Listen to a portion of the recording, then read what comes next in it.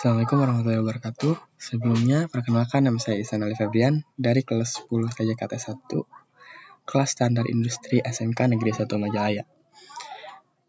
Jadi sebelumnya kita di sini akan belajar dan mengetahui tentang networking model dari modul Cisco Switching.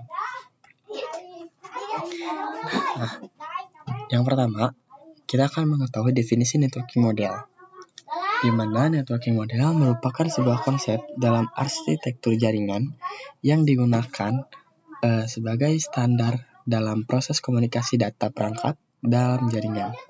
Selain menjadi standar, networking model ini juga memberikan panduan tentang bagaimana data dikirim, diterima, dan diproses dalam jaringan. Simpelnya, networking model merupakan aturan standar yang harus diikuti dalam networking atau dunia jaringan. Nah, sebelum adanya networking model, para vendor membuat dan memiliki networking modelnya masing-masing. Nah, dikarenakan setiap vendor memiliki networking modelnya tersendiri, maka untuk komunikasi antara vendor satu ke vendor yang lainnya sulit dilakukan. Jadi, usaha untuk membangun suatu jaringan komputer yang sangat besar akan sulit apabila pada setiap vendor memiliki networking modelnya sendiri. Nah, oleh karena itu dibuatlah sebuah standar atau spesifikasi minimum ke ISO atau International Organization for Standardization. Nah, pada tahun 1984, yaitu dengan nama OSI, Open System Interaction, atau biasa dikenal OSI 7 Layer Mode. Jadi, ini bukan definisi doang berarti ya, di mana ada sejarahnya juga, atau ya sejarahnya di mana sebelum adanya networking model kayak sekarang, dulu itu para vendor itu kayak punya model networknya sendiri-sendiri gitu. Nah, karena mereka punya network sendiri-sendiri, maka untuk komunikasi ke vendor yang lain akan sulit dilakukan karena adanya perbedaan standar gitu. Nah, lalu pada tahun 1984 didirikannya ISO atau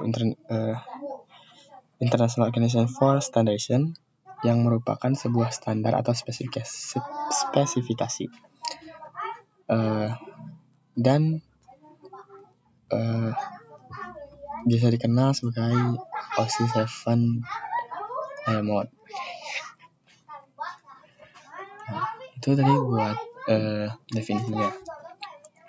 Nah, ini buat memperjelas gitu ya, ISO itu fungsi atau dampak dari ISO itu gimana. Nah, untuk ISO, tadi kan ISO itu definisinya merupakan standar gitu ya. Nah, merupakan aturan standar yang harus diikuti dalam networking. Nah, berarti ISO itu sebuah aturan atau standar yang harus diikuti supaya bisa saling terhubung antara pengguna jaringan. Nah, apabila kita tidak menggunakan networking model atau ISO kayak tadi, ntar kita coba tampilkan biar lebih jelas juga. Nah, apabila kita tidak menggunakan networking model, di mana untuk jaringan yang kita gunakan akan chaos atau akan berantakan karena tidak adanya aturan dan tidak adanya standar yang membuat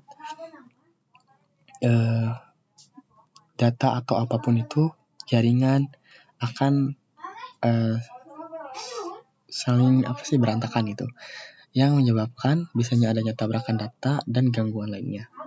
Nah, berbanding kebalik itu, di mana ini after di mana networking model sudah digunakan, ini terlihat lebih lebih rapi dan lebih tersusun gitu, dimana banyak layer-layer atau barisan layer atau baris gitu ya,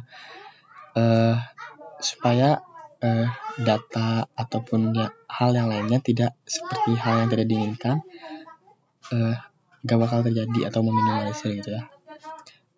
Dimana untuk networking model itu terbagi ada 7 layer. Jadi itu ya simpelnya. Terus untuk jenis networking model itu ada 2. Yang pertama networking TCP/IP model, di mana networking TCP/IP model dikenal lebih less formal dibanding OSI, di mana model ini merupakan upgrade dari OSI layer dan model yang sering digunakan sekarang. Nah, yang kedua ada OSI model. OSI model dikembangkan oleh International Organization for Standardization atau ISO sebagai kerangka kerja untuk menghubungkan sistem yang berbeda dalam jaringan. OSI model dapat memecah proses komunikasi menjadi 7 lapisan dari fisik hingga aplikasi untuk memberikan standar komunikasi yang konsisten. Nah, sebelumnya ini merupakan sebuah contoh networking model dari ISO yang ini yang kedua, di mana terdiri dari 7 layer yang terdiri atas application, presentation, session, transport, network, data link, dan physical. Selanjutnya ada pengenalan networking model TCP/IP. Nah, untuk TCP/IP model juga dikenal sebagai protokol internet, merupakan dasar dari jaringan internet dan didesain untuk lebih sederhana dibandingkan OSI. Model dengan hanya di mana untuk TCP/IP di sini menggunakan model dengan hanya menggunakan 4 lapisan atau 4 layer. Nah, model ini dibuat oleh US Department of Defense atau DoD. Nah, model ini dapat menghubungkan beberapa model fungsi OSI ke dalam lapisan yang lebih luas. Jadi, untuk TCP/IP itu merupakan upgrade atau sebuah peningkatan dari model ISO gitu, di mana untuk model IP ini model TCP/IP ini dibuat lebih ringkas, lebih singkat, tapi memiliki manfaat yang lebih banyak. Contoh manfaatnya lebih efisien. Nah, untuk cara kerjanya, nomor 1 dapat memecah data menjadi paket lebih kecil sebelum ditransmisikan ke media lain yang disebut layer. Nah, lalu yang kedua, paket dikirim melalui router yang berfungsi untuk mengirimkan sekaligus menentukan rute pengiriman paket data. Lalu yang ketiga, paket berhasil dikirimkan ke tujuan. Jika paket sudah dikirim dan sampai di alamat tujuan, selanjutnya layer TCP/IP akan menjalankan tugasnya masing-masing, mulai dari menerjemahkan sinyal menjadi data hingga akhirnya disusun menjadi file utuh. Untuk cara kerjanya, yang pertama, setiap host atau setiap pengguna jaringan dalam mengirim data, mengirim apapun itu, yang pertama mereka tuh akan memecah kan ada data utuh nih. Terus sama si TCP/IP itu bakal dipecah menjadi bagian-bagian paket kecil. Nah, lalu yang kedua, di mana paket kecil itu akan dikirim oleh router yang berfungsi mengirimkan sekaligus menentukan rute pengiriman paket data. Nah, lalu yang ketiga, di mana saat paket data tersebut telah terkirim ke pengguna atau ke tujuan, di situ networking TCP/IP bakal mulai menerjemahkan sinyal menjadi data gitu. Terus kalau udah diterjemahin akan disusun kembali menjadi file utuh. Nah, kayak gini. Terus ini kayak TCP/IP gitu. Perbandingan TCP/IP sama OSI. Nah, untuk OSI itu terbagi menjadi 7 layer. application, presentation, session, transport, network, data link, dan physical. Lalu di TCP/IP itu terdapat kayak beda-beda. Ada yang 5 layer, ada yang 4 layer. Ada yang 4 layer, ada yang 5 layer. Dimana yang 4 layer terdiri dari application, presentation, session yang disatukan menjadi application. Lalu adanya transport, internet, link, dan untuk physical ditidakkan atau disatukan dengan link.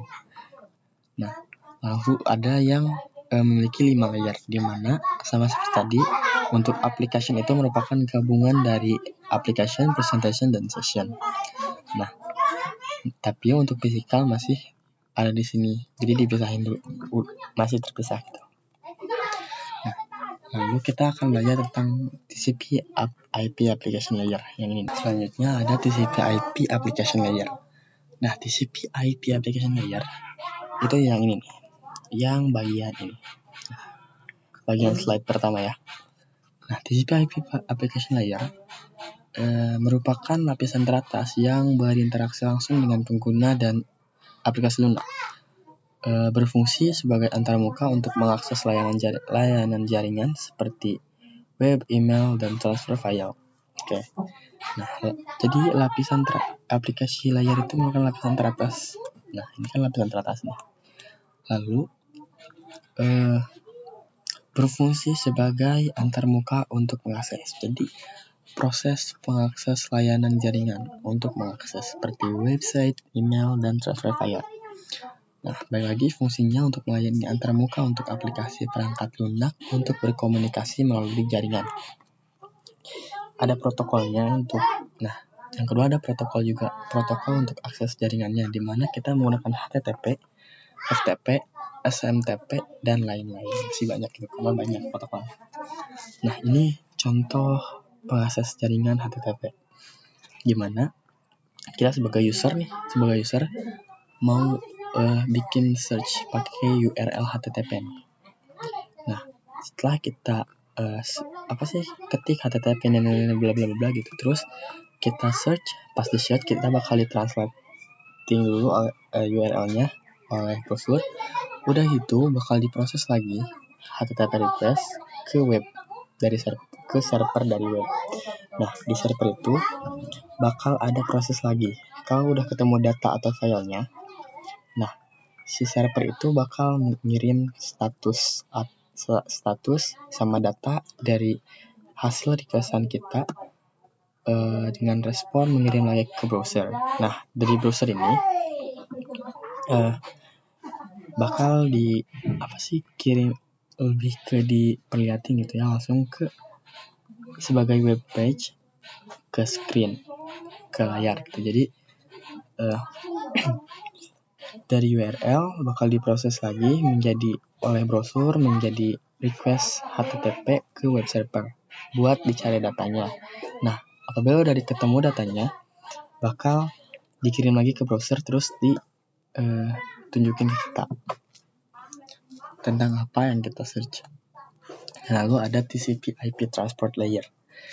Nah, TCP/IP transport layer merupakan lapisan yang bertanggung jawab menyediakan komunikasi end-to-end yang andal antara dua aplikasi di perangkat yang berbeda. Nah, fungsinya mengatur pengiriman data dan memastikan keadaan komunikasi antara aplikasi pada host yang berbeda. Nah, terus protokolnya ada TCP dan UDP. Untuk transport layer itu jadi di mana fungsi dia itu yang sebenarnya, di mana dia tuh yang bertanggung jawab untuk menyediakan akses komunikasi antara dua aplikasi di perangkat yang berbeda gitu. Nah, contoh, mengatur pengiriman data dan memastikan keadaan komunikasi antara aplikasi pada host yang berbeda. Ini kita kasih. Terus ada perbandingan dari model TCP dan UDP. Untuk yang pertama, TCP itu Transmission Control Protocol, merupakan singkatan dari Transmission Control Protocol. Yang kedua, TCP menggunakan koneksi internet. Terus yang ketiga, mengirim data secara berurutan. Jadi dari TCP ini kita proses pengiriman datanya secara berurutan. Terus yang keempat, mencegah data yang macet dan mempermudah dalam menemukan dan memperbaiki kesalahan. Nah, di TCP juga punya negatifnya gitu, di mana terdapat banyak komunikasi dua arah antara dua pihak sehingga butuh waktu yang lebih lama. Yang negatifnya berarti proses pengiriman datanya agak sedikit lama. Nah, sedangkan di UDP merupakan singkatan dari User Datagram Protocol. Nah, di UDP ini tidak berbasis koneksi, tidak menggunakan koneksi, terus tanda pengenal atau nomor root. Nah, yang keempat, tidak mengoreksi kesalahan pengiriman data dan tidak peduli apabila paket menghilang. Nah, ini salah satu kekurangan besarnya gitu, di mana UDP itu tidak bisa mengoreksi kesalahan dalam pengiriman data, dan apabila ada kesalahan pun dia tidak akan memperbaikinya karena seperti tidak peduli gitu, kayak kalau udah dikirim ya udah gitu, asalkan tinggal dikirim, gak usah ngebenerin gitu. Jadi kayak nggak peduli gitu kalau ada data hilang, data rusak, apapun itu. Nah, nomor 5, tapi punya positifnya juga, di mana untuk prosesnya dari model UDP ini dapat mengirim data jauh lebih cepat daripada TCP. Nah, kesimpulannya, TCP/IP model merupakan model yang lebih berfokus pada fungsionalitas dan efisiensi dibandingkan dengan OSI model. Nah, jadi kesimpulannya tuh kayak TCP model itu fokusnya ke fungsi gitu dan efisiensi. Meskipun agak lama gitu dalam prosesnya, tapi fungsinya sangat besar gitu. Nah, fungsi utamanya menyediakan standar komunikasi dalam jaringan dan internet. Terus menyederhanakan protokol dengan hanya menggunakan 4 lapisan inti atau 5 lapisan. Dan banyak lagi. Lalu selanjutnya kita bakal ke TCP/IP networking layer. Nah, network layer atau lapisan jaringan merupakan proses di mana setiap perangkat komputer diberikan identitas berupa IP address. Udah tahu kan IP address? Nah, pemberian IP address ini berperan sebagai alamat pengguna untuk mengkoneksikan sejumlah perangkat dalam jaringan.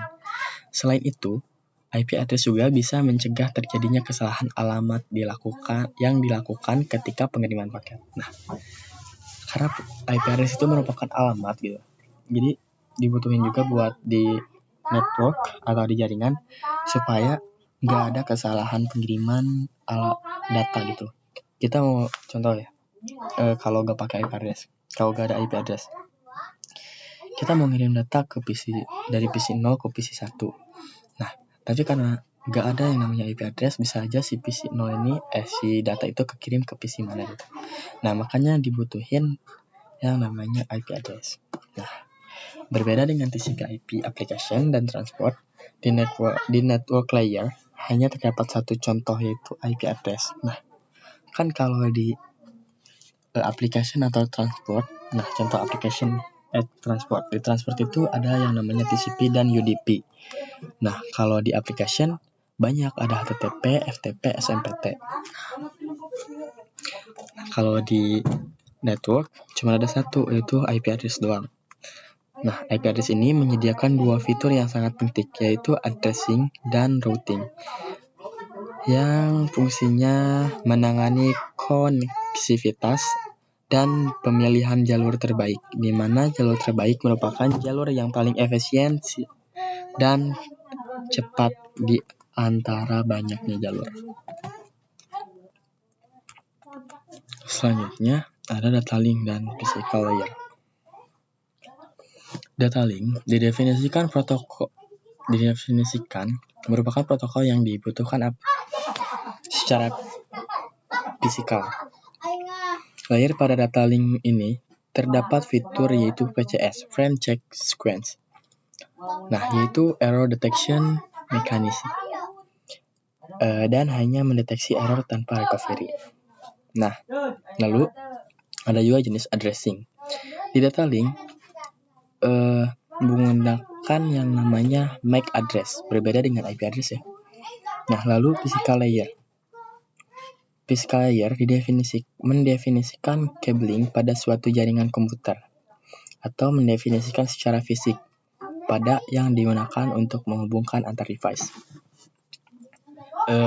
Sebenarnya kalian kalau udah ngedengar fisikal gitu, dimana fisikal itu kayak udah pasti ke fisik, ke beda sama network atau yang lainnya. Kayak fisikal itu udah kebayang kalau ini secara fisik gitu, bukan bakal kelihatan gitu ya kayak fisik gitu. Nah, di data link juga punya dua konsep, bukan dua konsep sih, tapi inilah kita ya konsep.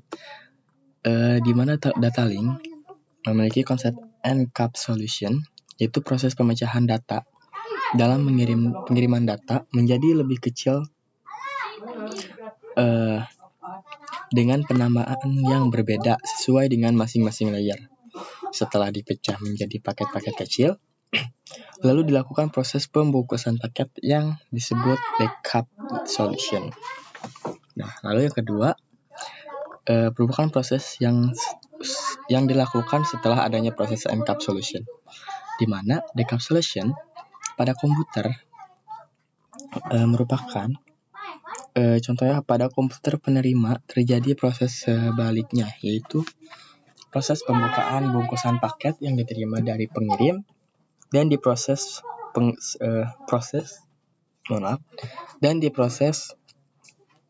dengan cara menggabungkan kembali pecahan-pecahan paket data menjadi paket yang utuh. Nah, contohnya di sini merupakan pengirim. Untuk mengirim data full ini, data utuh ini, paket data yang utuh, di mana dalam proses pengirimannya dilakukan pemecahan paket data, yaitu encapsulation. Setelah dipecah jadi data, lalu kita bungkus gitu ya. Kita bungkus, pas kita bungkus kita kirim langsung ke device pengirim. Nah, di device pengirim juga langsung ada proses decapsulation, di mana si bungkusan itu kita buka ya, si bungkusan itu terus ada isinya data-data paket yang kecil-kecil gitu. Nah, udah gitu kita gabungin lagi, kita satuin lagi menjadi paket utuh. Nah, itu ya merupakan contoh simpelnya gitu, dimana saat kita kirim dengan proses encapsulation dengan cara pemecahan data, dipecah data-data utuhnya, dibungkus, terus dikirim, terus disatuin lagi. Nah, selain itu, ini nih ada contoh lainnya juga. Ini sender berarti pengirim. Nah, ini data utuh nih. Data utuh kita pecah jadi 2 data. Pecah lagi jadi 3 data yang isinya tuh TCP IP. Nah, terus dipecah lagi nih. Jadi data link, TCP, IP, dan ya data link lagi. Nah, pas kita kirim ke receiver atau penerima, si data yang udah kecil-kecil ini nih, kita proses sedikit demi sedikit setelah dibuka bungkusannya kayak tadi, terus disatuin lagi menjadi data utuh. Oke. Jadi itu merupakan sedikit penjelasan tentang networking model, bagaimana definisi dari networking model, terus ada juga tentang jenis-jenis networking model, sejarah networking model, kayak diciptakan untuk apa, terus sebelum ada networking model gimana gitu ya. Nah, itu di sini tadi kita belajar tentang itu. Terus ada juga tentang layer-layer yang ada di networking model gitu, maupun itu di model ISO ataupun TCP IP model. Nah, sekian dari saya. Terima kasih telah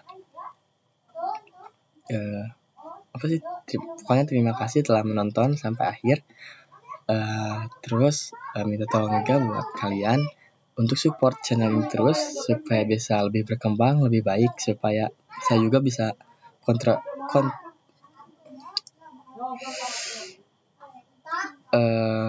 kontrateksi diri kontroversi diri.